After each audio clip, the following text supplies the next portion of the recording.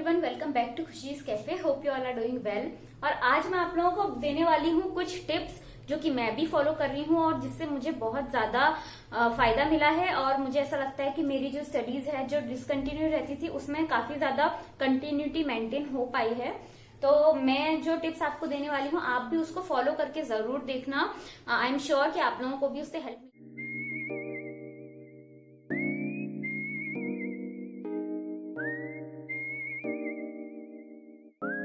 इसीलिए मैंने सोचा कि मैं ये कुछ इंपॉर्टेंट बातें शेयर कर देती हूँ आज आप लोगों के साथ में।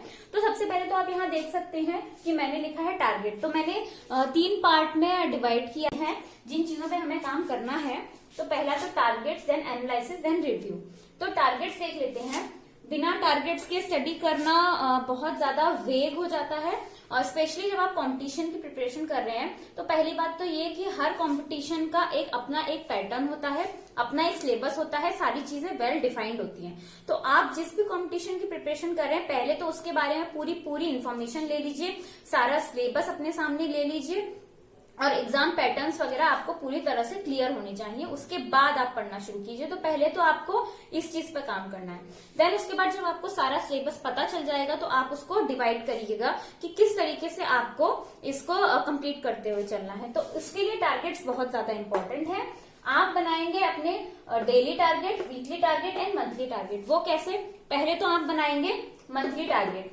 सबसे पहले आप यहां से शुरू करेंगे। तो जब आप मंथली टारगेट बनाएंगे उसमें आप इंश्योर कर लेंगे कि आपको क्या क्या चीजें कंप्लीट कर लेनी है with in this particular month.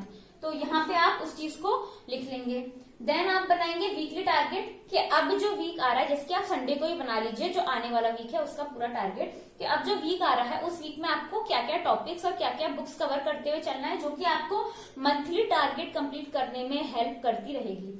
Then आप बनाएंगे अपने डेली टारगेट, जो कि आप रोज ही बनाएंगे, डेली ही बनाएंगे। तो उस दिन आप अपना डिफाइन करेंगे कि आज मुझे क्या क्या चीज कंप्लीट कर लेनी है। अब प्रॉब्लम क्या होती है हम हाउसवाइफ्स के साथ में कि हमारा कोई भी डे सिमिलर नहीं होता है। किसी भी दिन पे कुछ भी इमरजेंसी हो सकती है, हमारे घर में कोई गेस्ट हो सकते हैं या फिर कुछ भी हो सकता है। मान लीजिए कि बेबी का ही मूड ठीक नहीं है या बेबी की तबीयत खराब है या हमारी तबीयत खराब है। तो इस तरीके से बहुत सारी चीजें हाउसवाइफ्स के साथ में चलती रहती हैं जो कि हमें कंसीडर करनी भी चाहिए और उसी के अकॉर्डिंग हमें अपने प्लान्स बनाने। सो डेली टारगेट में हमें क्या करना है, एक आइडिया हमें ऑलमोस्ट होता है कि आज का दिन हमारा कितना फ्री है और कितना हम कर सकते हैं। सो उस हिसाब से अपने डेली टारगेट सेट कीजिए। डेली एक जैसा टारगेट मत बनाइए। अगर आपको लग रहा है कि आज का दिन आपका काफी ज्यादा फ्री रहने वाला है तो उसमें ज्यादा टारगेट लीजिए और उसको बहुत अच्छे से पूरी मेहनत से अचीव करने की कोशिश कीजिए। अब ऐसा भी हो सकता है किसी दिन कि आपको कहीं बाहर जाना है, फैमिली के साथ जाना है या फैमिली के साथ टाइम स्पेंड करना है। तो उस दिन आप क्या कर सकते हैं, थोड़े छोटे टारगेट रख सकते हैं और उनको अर्ली मॉर्निंग कंप्लीट कर सकते हैं फटाफट। और उस टारगेट को अगर आपने अचीव कर लिया फिर भी आपके पास टाइम है तो ऑब्वियसली बात है कि आप और ज्यादा भी कर सकते हैं। सो इस तरीके से हमें अपने टारगेट्स पे काम करना है। तो आई थिंक टारगेट पे काम करने की वजह से कंटिन्यूटी मेंटेन रहना बहुत ज्यादा पॉसिबल हो जाता है। तो आपको ये टारगेट्स बना के चलने हैं। देन एनालिसिस पे आते हैं। हम जो भी स्टडी कर रहे हैं, डेली जो भी स्टडी कर रहे हैं उसको इस तरीके से करना है कि स्टडी करने के बाद में हम उसको एनालाइज भी कर सके। मतलब जो भी हमने स्टडी किया वो हमारे दिमाग में प्रोसेस होना चाहिए। जैसे कि मैंने कोई भी सब्जेक्ट पढ़ा, हिस्ट्री पढ़ा, तो उसके बारे में आज मैंने इस बुक में जो भी पढ़ा, भले ही वो मुझे A to Z सारी चीजें याद रहे ना रहे, बट एक माइंड प्रोसेस कर ले कि मैंने ये चीज आज पढ़ी थी और उसमें इस तरीके की बात निकल के आ रही है। तो इस तरीके से हमको एनालिसिस पर भी ध्यान देना है कि ऐसा नहीं हो कि सिर्फ रीडिंग लगा रहे हैं और ध्यान कहीं और है।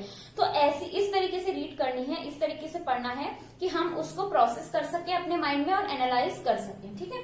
देन रिव्यू लेना भी जरूरी है। अगर आपको लगता है कि आप जो है एनालिसिस ठीक से नहीं कर पा रहे, आपको पता नहीं चल पा रहा है कि माइंड में सेटल हो पा रहा है कि नहीं हो पा रहा है जो भी आपने पढ़ा है, तो आप रिव्यू का यूज कर सकते हैं। रिव्यू के लिए आप क्या करेंगे कि प्रीवियस ईयर के जितने भी क्वेश्चन होंगे, जो भी आज आपने टॉपिक पढ़ी है या जो भी बुक पढ़ा है, जो भी सब्जेक्ट पढ़ा है, उसको आप प्रीवियस ईयर्स के क्वेश्चंस को गूगल में सर्च करके उनको सॉल्व करेंगे और यहाँ से आपको रिव्यू मिल जाएगा कि आपने जो पढ़ा है वो आपको कितना ज्यादा माइंड में सेटल हुआ है या नहीं। तो यहाँ से आपको प्रैक्टिस भी हो जाएगी और जो चीजें आपको लगता है कि नहीं आई है आप उनको दोबारा से भी रीड कर सकते हैं, पढ़ सकते हैं, प्रैक्टिस कर सकते हैं। सो आई थिंक ये एक क्विक छोटी सी वीडियो थी जहां पे मैंने आपको कुछ टिप्स बताई हैं, और ये तीनों ही चीजें बहुत बहुत इंपॉर्टेंट है, और आप अगर इनको फॉलो करेंगे तो मैं एटलीस्ट कह सकती हूँ कि आप अच्छे से अपनी कंटिन्यूटी को मेंटेन रख सकेंगे, क्योंकि मैं रख पा रही हूँ। ऐसा नहीं है कि कंटिन्यूटी को मेंटेन रखना मीन्स कि डेली ही हम इतना सारा पढ़ लें, लेकिन कंटिन्यूटी को मेंटेन रखना ये कि हमारे जो टारगेट्स हैं उन्हें हम प्रॉपरली अचीव करते हुए चलें, और जिस भी एग्जाम की हम प्रिपरेशन कर रहे हैं उस एग्जाम के जो सिलेबस है उसको कंप्लीट करते करते आगे चलते रहें डेली बेसिस पे।